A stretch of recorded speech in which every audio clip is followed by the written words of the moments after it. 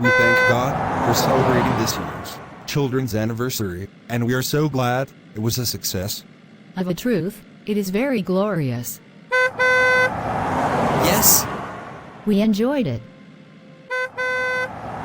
You know, sir, as touching the today's sermon of this year's children's anniversary celebration, and how we've been reflecting a lot on how we raise our children, especially how we correct them when they make mistakes.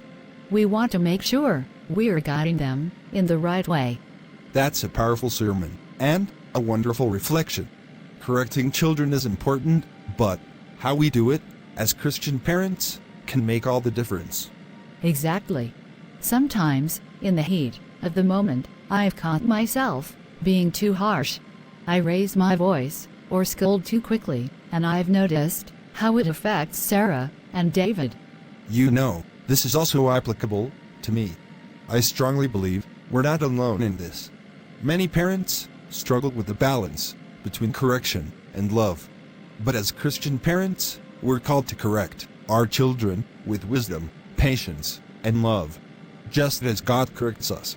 I remember reading in Ephesians 6, verse 4, "Parents, do not treat your children to make them angry. Instead, raise them with Christian discipline and instruction." Reading from Good New Bible Version made me realize that harsh words and punishments can sometimes do more harm than good. Absolutely improper correction, whether it's yelling, shaming, or being overly strict, can provoke children to anger, insecurity, and fear. Over time, they may even feel disconnected from their parents or become rebellious. I have seen it happen with some families. Children end up feeling unloved or misunderstood because they are constantly criticized instead of being guided gently. And the question is, how do we correct them properly? How do we discipline them in a way that honors God?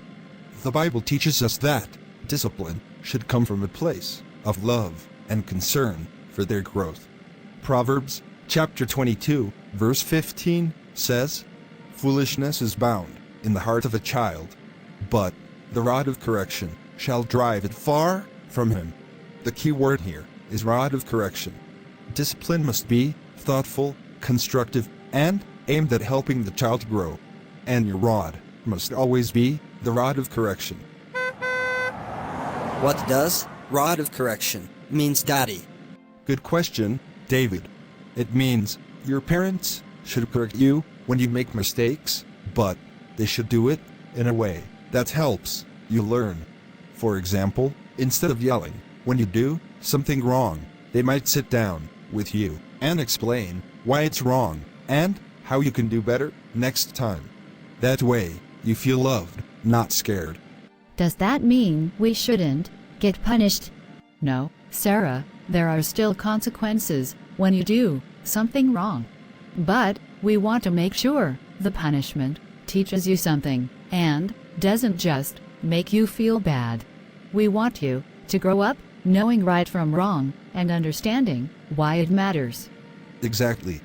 Proper correction builds trust and respect between parents and children. It helps children understand the value of making good choices and encourages them to be responsible.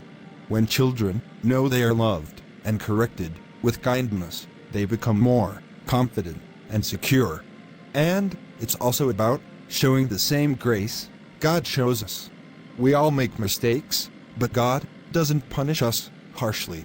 He teaches us, forgives us, and helps us get back on the right path. That's why, when we correct you, we want you to learn and grow. We love you, and we want you to become the best versions of yourselves, just like God wants for all of us. I understand now. It's not about getting in trouble. It's about learning from mistakes. And knowing that you love us, even when we mess up.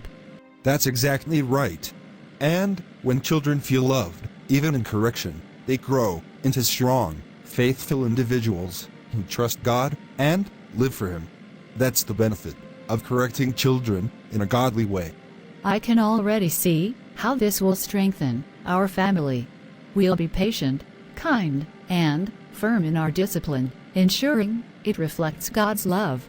And the effects of doing this properly are lifelong. Your children will carry the lessons you've taught them into adulthood, and they will raise their children with the same love and wisdom. We're committed to that. Thank you, Jesus. Although no parent is perfect, with God's help, we can raise our children to be strong, faithful, and loving followers of Christ.